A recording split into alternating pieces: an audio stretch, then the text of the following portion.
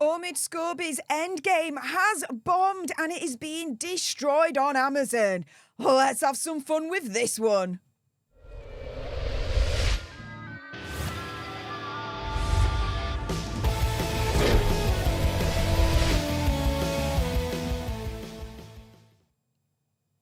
Hey up everyone, it's me, Stef the Nerd, your nerdy alternative, and welcome to another dose of the Daily Nerd, where I break down the royal news and gossip of the day that's pretty much caught me eye, and oh my goodness. Yeah, let's jump into this one, shall we? And it has officially bombed. Endgame has failed. It didn't even make the top 10 in Amazon's bestseller list. Nope, it's at number 27. Wah, wah.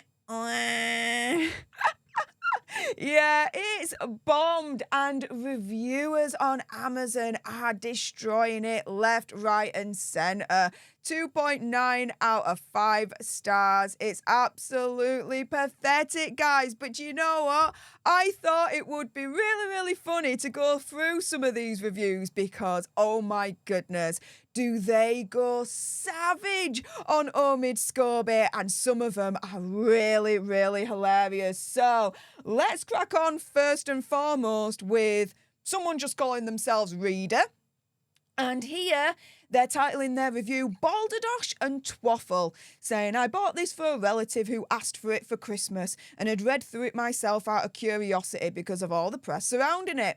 What a poorly written pile of egotistical piffle it is. I've read better analysis in Peppa Pig magazine than in this book.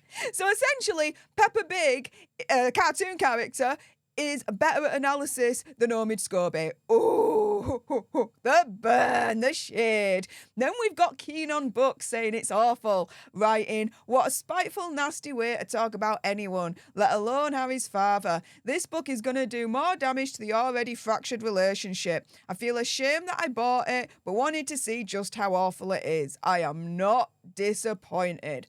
Well, there are always imaginative and fun ways of disposing books that are safe, of course, and legal, don't get me wrong. But yeah, I'm sure he'd find a way to safely, but in a fun way, dispose of Endgame. Then we've got Steve Mitchell titling his review as fantasy based on post-it notes. Writing a book written about rumours. It's an embarrassment to even call yourself a royal correspondent. Omid Scobie. Oh, the shade. And then we've got AC saying it's terrible. Writing, this is very obviously a work of fiction and embarrassingly so. And in my opinion, it's also very obviously had 2 ghostwriters helping with it. Guys, I wonder which 2 ghostwriters AC is referring to. 2 names spring to mind in my when I can get my teeth back in. 2 names spring to mind in my head. How about you guys? Do we match? Probably. If not directly from their mouths, AC says, then via a friend. It also unfortunately shows that Omid Scobie is really not a very good author, as it greatly lacks from beginning to end. It truly is an embarrassing book, not for the royal family, but the author stroke authors. Oh, embarrassment, guys. A big embarrassment. Then we've got Northern Lass. Hey, UK North represent. I love this title. I thought 50 Shades of Grey was the worst book ever. Oh, writing, I got this handed to me at work, flicked through and speed read it. It's absolute garbage. It's just a shopping list of things M&H have obviously told Scooby over drinks at Soho House. It's utterly pathetic. But in case there's a power cut and you need winter fuel, you've got Endgame, guys. You've got Endgame. But I love the title of this. I thought 50 Shades of Grey was the worst book ever. Oh, and then we've got Miss Claire Louise Sunners saying malicious and poorly written.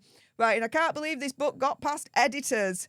Yeah, I can't believe the book got past editors for the Dutch version of Endgame, but swiftly moving on. Not only is it poorly written, but it oozes maliciousness and untruths. 1 star is generous.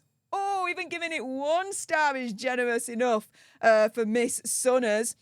Then we've got Amazon customer saying, what a load of rubbish. Writing, whether your opinion on the royals, you cannot read this...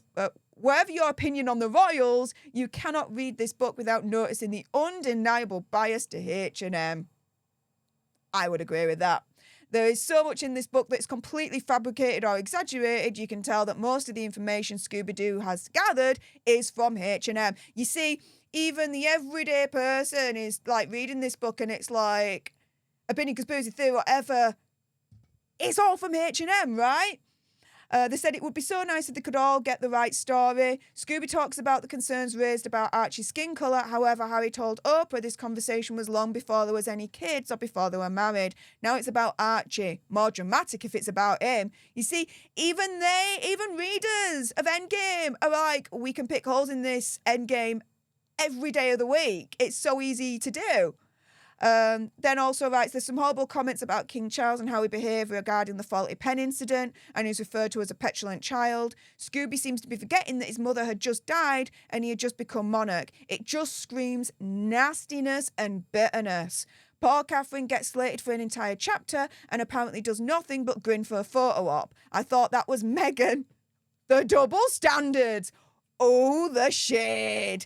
They're saying, just a cruel read, save your money. I'd certainly agree with that. Felicity says, what a spiteful account. Writing, this was always going to be a divisive book. I followed the author in socials for a while, so expected it to be one-sided, but I'm amazed this has gone into publication. It's just spiteful, snippy, and catty. Copying bits of gossip reported elsewhere with a nasty tone to it. The author has no insights, nothing new, just a hash job. Oh, Omid Scobie has been told that he has got nothing new, no insights, and he's done a hash job.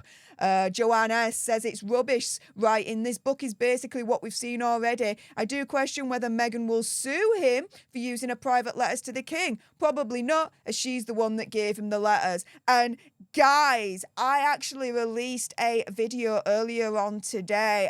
Do watch it, because I do get into the notion that Megsy could actually sue Omid Scobie based on what she did in the past. If you want to know more, check out my video that I released earlier on today. I'm really, really proud at that one. A couple more reviews. Sensationalist trash, guys. Spend your money on something else, JB says. This is complete waste of paper and ink. A perfect example of an attempt by a celebrity wannabe to cash in off the game of others. To pull this kind of stunt off, you need to actually write something that is not only factual, but also entertaining enough so the reader can bear finishing it. The clown that wrote this failed miserably on both accounts. Oh, Scobie is now a clown, guys. Mr. J. Whiteley says, all lies and not a shred of evidence. Heather Allison says, what an absolute load of rubbish. Information garnered from TikTok and Scobie's imagination. Don't waste your money. And we'll end with River Scott Tyler saying it's absolutely terrible writing. This book is clearly a work of fiction that hasn't been fact-checked at all. There's many errors. This is yet another book to make Harry and Meghan the innocent victims. Also, this book proves this author is desperate to be someone important. The fact that as a royal fan, I can spot the many things that don't seem true, I'm surprised he even got published. This book is a waste of money. Guys, I mean, these reviews are going on and on and on and on. I've just picked out some that stood out to me and I thought were absolutely hilarious and went savage all over Omid Scobie. My goodness, did you have as much fun as I did going through them? I bet you did. And if you appreciated this video and you want more, and believe me, of course there's going to be more, then make sure you subscribe to join our Alter Nerd tribe. I'll be honest with you, help us get to 100k so we can get that silver play button right there and hopefully cause a Christopher Boozy meltdown on Twitter. Like, share, comment down below your opinion, conspiracy theories, whatever's. Also as well, if you've got some very strong opinions about Endgame and what you think to it, and I bet you do, then make sure you send me a super thanks. It's just below this video right here. We can have a conversation about this because it does guarantee a response from me. And until the next time, you guys, laters.